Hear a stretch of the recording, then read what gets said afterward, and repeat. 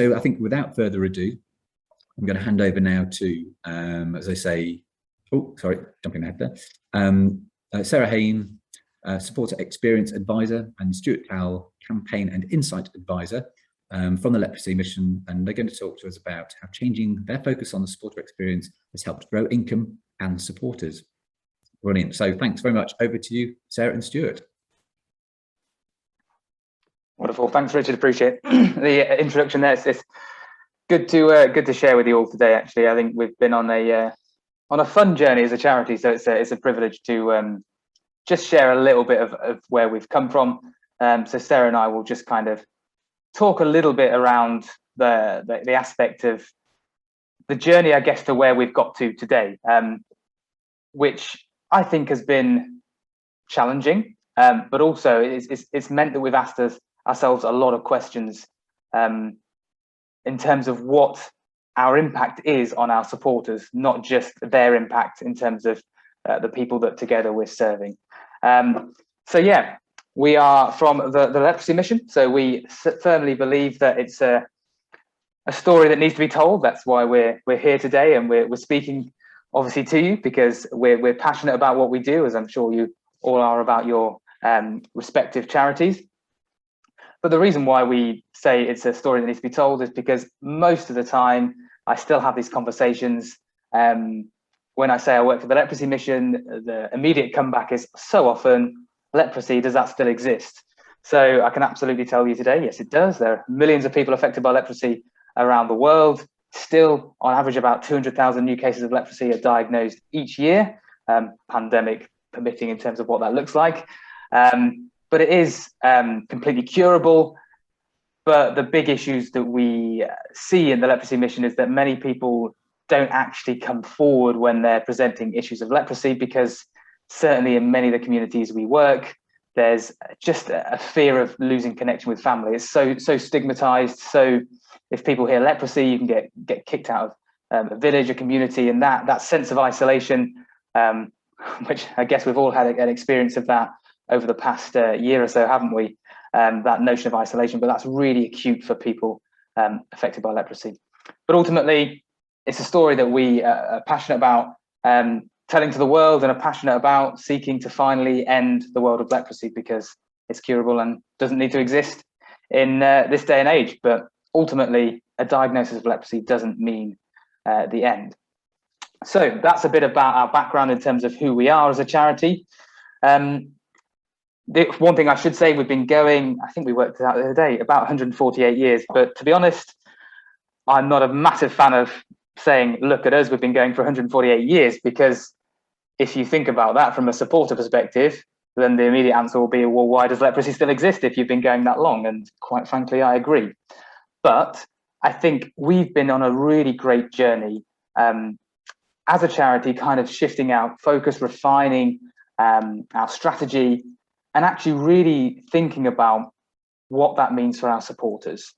And realistically, that meant that we had to go on a bit of a soul-searching exercise, I guess, in terms of what that looks like for us at the Leprosy Mission. So back in 2016, before I arrived, because I actually arrived in the donor development role back in 2016, there were discussions about how we might create a donor development role as an organization, to think about our interactions with our supporters, how we're working with them, how we're growing them, how we're making their experience of being with the Leprosy Mission more tangible, I guess, and more real, and to be really felt. So that was a decision that was made to create that role, to think about that notion of actually what do our supporters need from us? Because so often it can be so one way, and we look at the data. I mean, as a self-confessed data head, I love looking at data and seeing what that's telling us, but ultimately it'll only give you a picture. So we really wanted to get that impression of what did our supporters need from us? What did we need to be fulfilling to them? And actually, what matters most to our supporters was another question we were asking ourselves, because quite often we would see issues, but then see the cost of trying to correct an issue and think, as I'm sure many of the charities do, but we can't do that because there's a cost investment in that area, or there's a cost to correct an issue or to align ourselves with the value of our supporter. So we tended to shy away from it, I guess from fear of trying to, I guess, prove to a board of trustees of why we wanted to put in a series of expenses to develop something that wasn't going to produce a return. And I'm sure many of us on this call will have echoed and felt that at some point.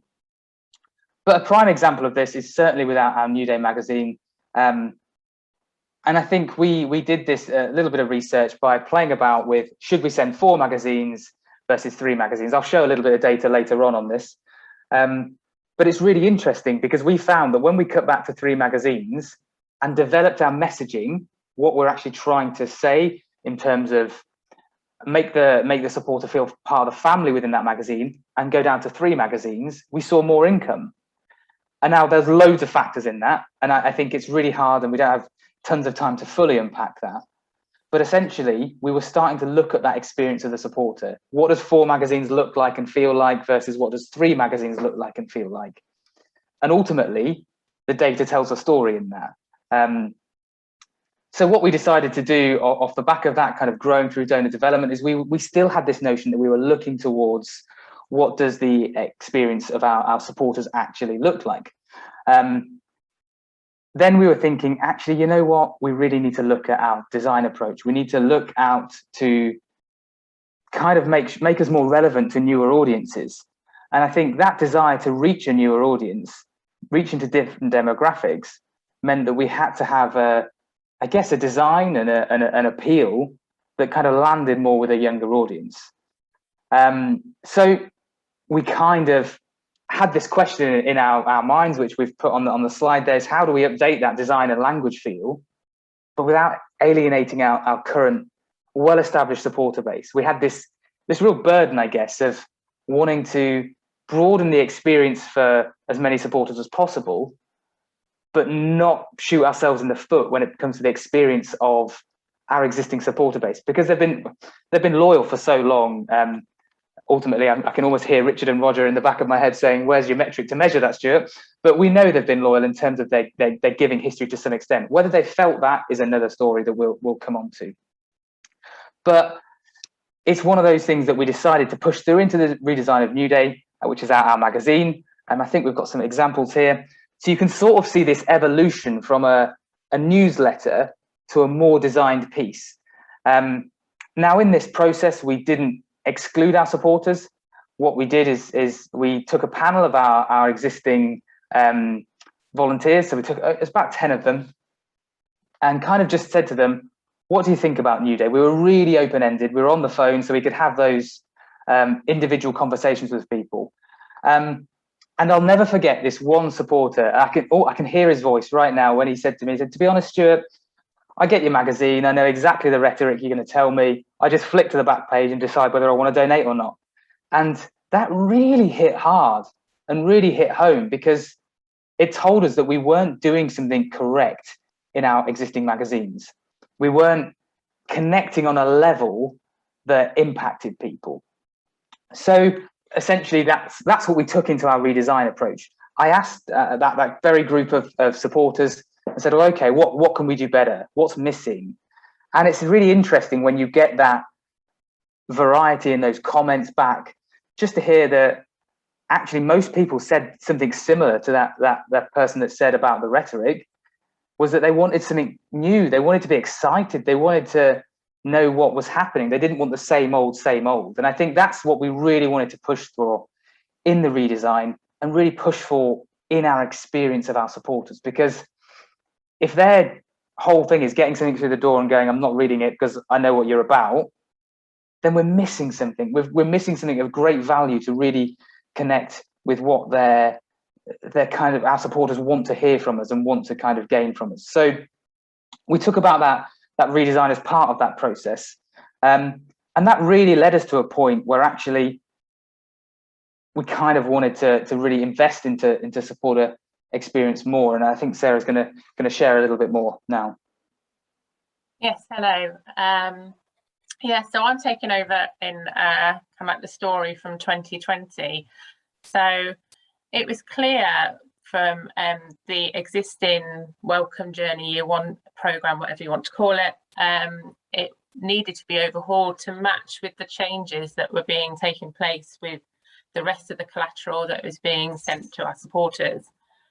And the existing programme was very much about us. It was about the Leprosy Mission. It was about what we did. It was about, and there was very little of the supporter in there. So it was about what they wanted to look at. What does the supporter want, or what does the supporter need to feel like from the very get-go that they've become a member of a family? That's the desire, is that anybody who supports the Leprosy Mission right from the very start feels as if they've joined one big family. And so it was looking at what would delight the supporter, what would put them off giving again, but also what would make them feel, as I said, like part of the family. And from these questions and from analysis, that our new supporter welcome journey was created. And in 2020 was also when my role was developed. This is when I joined the Leprosy Mission as supporter experience advisor. Now, I've got quite a few different parts to my role and different functions, but I see a big part of my role as almost the supporter advocate. So I'm sort of like the person who, I think, within meetings, within discussions, I'm always thinking, what is the supporter going to be thinking about this? And that can be from different types of communications to changing communications, those types of discussions, to even expenses. Can I say to a supporter, can I reason with a supporter why I've spent this amount of money on this type of collateral, for instance? And it's almost like having an empty chair at a meeting, or any of the meetings that we have, and that empty chair represents a supporter. What would they think if they were in this meeting now? And it's important to have someone, and I think, you know, this is the role that I play, and I would say, I would, you know, hope that there's at least one person in your organisations that have the supporter and what they think as at the very heart, really. It's about thinking the impact of the decisions and changes that any organisation or that we will make, and what impact is that having on the experiences of your supporters. And one of the things that my role has helped with is bridging the gap. I work really closely with the supporter relations team, and part of my role is helping to resolve any complaints or any issues. And I touch base with the supporter relations team really often, and I ask them about if there's any common issues or anything that's cropping up that they hear on the phone or via email, and how can we look at those and how can we resolve those going forward. But I also make sure that I liaise with them about any changes that I'm thinking that maybe we could introduce, say, for instance, for the welcome journey or for any other parts of that would impact a supporter, and speak to them, because they're the people who listen and hear the voice of our supporters, and they hear that firsthand. So they would have a real big part to play in actually telling us, actually, I don't think our supporters would like that, or it could just be that, yeah, that's a great idea, we've been hearing this quite often. So those types of things. That's where my role as supporter experience advisor, I think, really bridges that gap. And Stuart and I both have actually come into the Leprosy Mission on the back of working in retail. I myself have come into my role on the back of nearly 25 years working in retail, and mostly in customer service role. And I think retail does experiences and customer service really well. And this is an area that I'm really, really passionate about. my desire is that for our supporters to be delighted with every single touch point that they have with the Leprosy Mission, be it written, face-to-face, email, or over the telephone. And I think that there's still loads that as charities we can learn from retail with regards to experiences, how they handle customer service, how they handle complaints, but how they just have that desire to delight the customer, and for us, how you know, that desire to delight our supporters at every single part of the journey that they go on, whenever they have any contact with the Leprosy Mission, but also whenever they think about the Leprosy Mission, whenever they see the sign for the Leprosy Mission, what feelings does that invoke within that supporter? So now just going on to, so where are we now? So it's, we've by no means at all got it cracked. What we've been doing is we've been delving into understanding our supporters a lot more. So thinking about how can we grow them as a person? So speaking to our supporters about who they are rather than what they can do for us. And I think that's really key. So for instance, by understanding them and why they give to a charity, we'll be able to reinforce those values when we communicate with them. And this will grow in their sense of themselves almost. And it's that, are we speaking to our supporters as people and as a person, or are we speaking to them as a wallet or a cash machine? And I would hope that none of us would think, actually, yeah, we're just speaking to them about actually what they can give us, but actually what does our communication say? What does the way that we write and the way that we speak to our supporters in a written form, how does that sound? Are we speaking to them into their values, or are we speaking to them to get a gift from them? And it's things like the thanking. Are we thanking them for their act of giving, or are we thanking them for their love and their kindness, for example, that prompted them to give? So there is a difference there. So are we thanking them because they gave, or are we thanking them because of the person that they are that prompted them to give? And then we come on to the loyalty and supporter experience metrics. So as Richard says, we've only just started with the Chase Index, and we've got our first results in, and we've already seen some really great insights, some fantastic data, and Stuart's a lover of data, so, and I am too, so sort of like we get really excited when we see all the data that we can get from the first survey. And whereas before we were working on assumptions on what our supporters really thought about us, but now we have the data to use and to see, and we can see where supporters are maybe missing a great experience, and we can look at that and we can delve a little bit deeper, and then we can work on that to then increase and to delight our supporters in every touch point. So now Stuart's just going to go on about some data that we've got. So speaking about my love of data, here we go. I mean, also known for a love of a good dual axis graph. It's interesting, isn't it? I think I was just reflecting that notion of really pushing where we are, because essentially what we've seen is we know our actions and what we've done to try and improve the experience, and we can quantify this with some of the data which we'll just look at now quickly. But actually what I guess we're trying to do with things like joining with Richard and Roger and working with the Chase Index is actually how can we almost reinforce that feeling and seeing what's behind just the financial giving. And I think that's a really important point. But purely from a financial perspective, it's really interesting that we've seen year-on-year growth for our campaign income.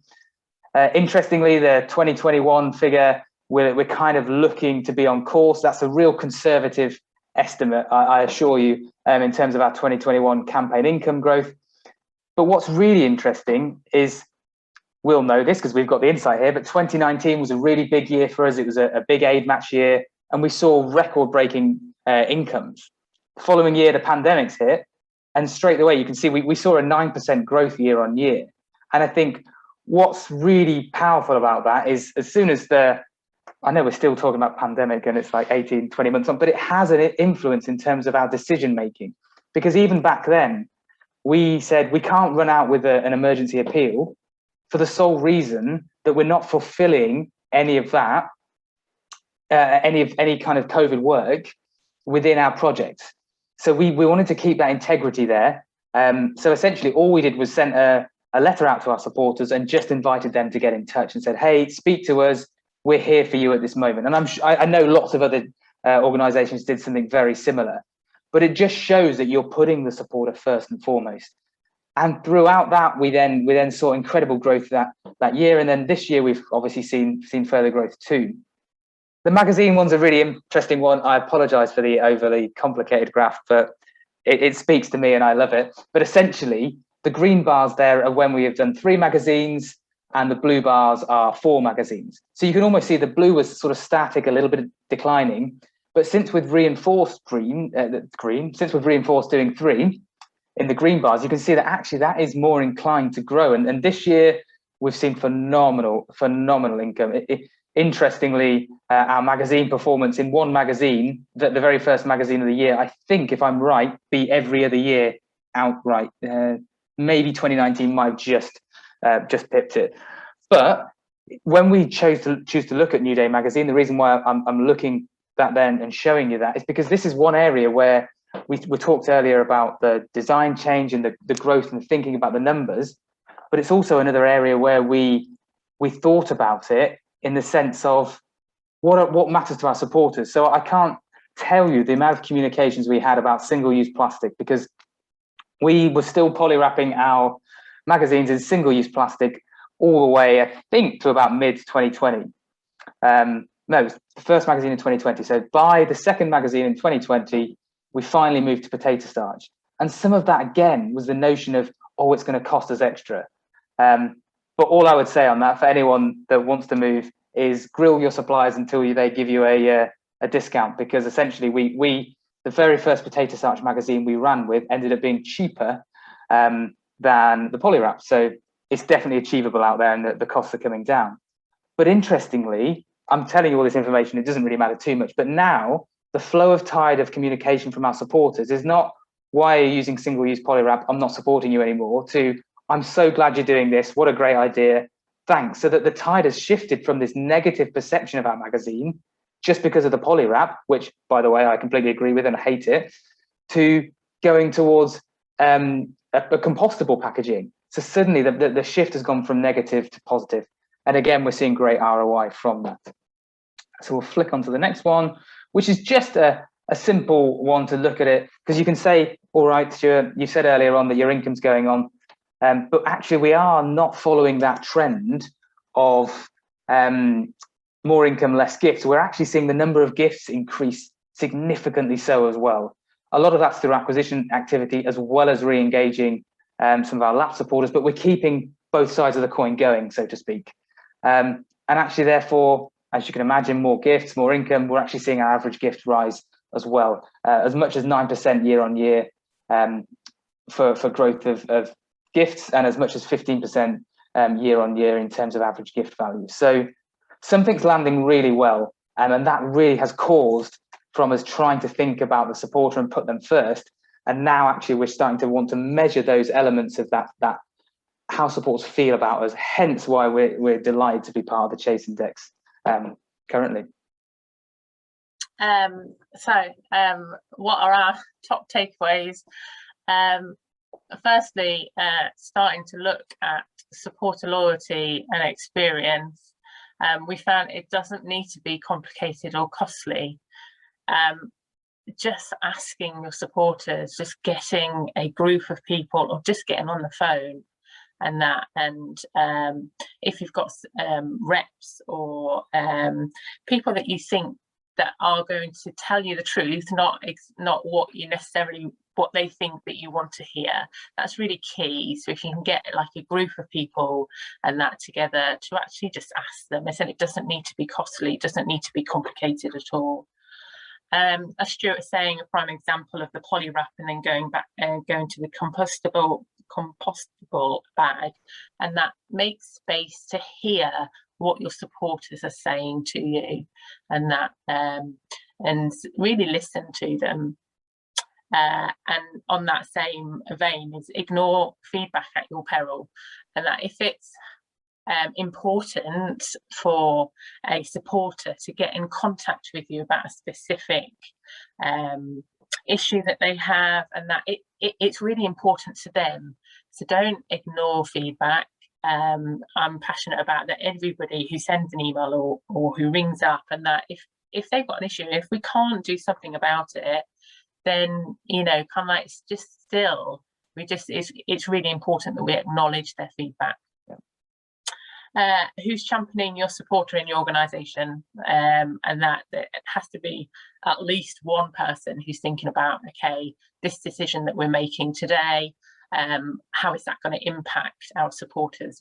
How is that going to impact on their journey within the organisation and their experiences?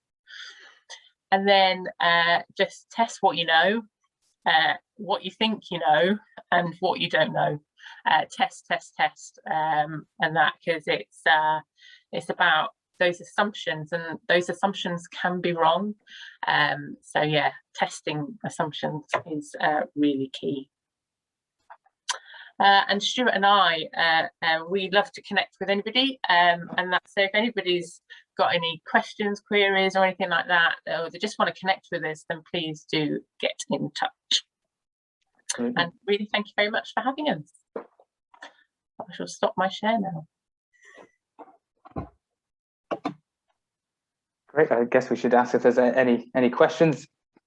Yeah, I just wanted to say a big thank you to Stuart and Sarah. We already have some questions. What I'm going to do is just there's a few. There's quite a lot of questions. There's a few actually about there's a few about the magazine.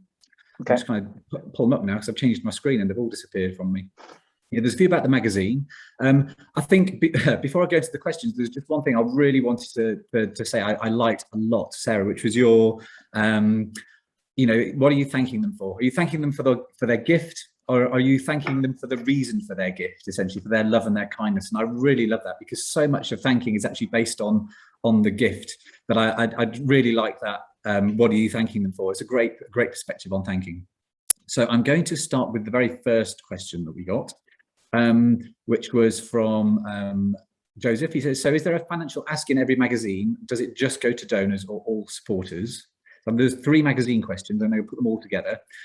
Second one was, what other channels are running alongside the magazine and might be contributing to the supporter experience and therefore the prompt to donate? Got that one there. And the third one was around how you developed the new language in the magazine, and how that actually happened. So there's a sort of a bit about the magazine. If you can manage to wrap all of those up into a 60-second response, that would be fantastic. I feel like Sarah's laughing because I could take hours to speak on things. So first question was there an ask in every magazine? Yeah, we do run with an ask in every magazine, but deliberately trying to build through the magazine. So it's not just here's an ask. It's essentially, it should relate to the flow of the magazine. We've been very particular about thinking about the flow as someone reading it. A great bit of advice, again, here's me already going over 60 seconds. A great bit of thing I thought about is write and develop it for the people that stay there and read the magazine. And that's exactly what we've done. Some people will dip in and out of it, fair enough, but we want to make it so the flow connects. I've already forgotten. What was the second question? Second question was about channels. Channels. So we run multiple things alongside it for different people. So some of our supporters will just get the magazine.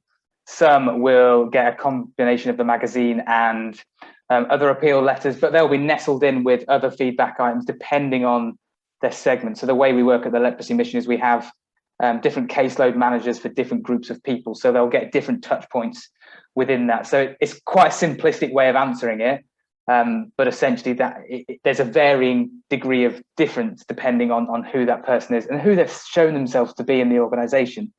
But we do send the magazine to financial givers, because that was the other part of the other question, as well as people that haven't given yet. So some people will still have that chance that they've been on the database but haven't converted to giving, so they'll still receive those as well, unless they tell us otherwise, obviously.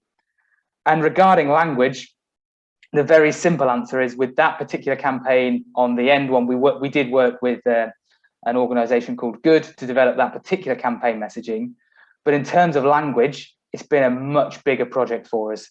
We've spent a long time thinking about being more inclusive and moving away from a pitying language base to a more appropriate language base. And essentially, to give you that simplistic answer, I passionately believe that whether they're someone affected by leprosy, whether it's myself or any other of my colleagues, or the supporter themselves, we all have equal value. And I want to represent that. And I think, Sarah, you'd agree, we all want to represent that in our communications, of that equality of value.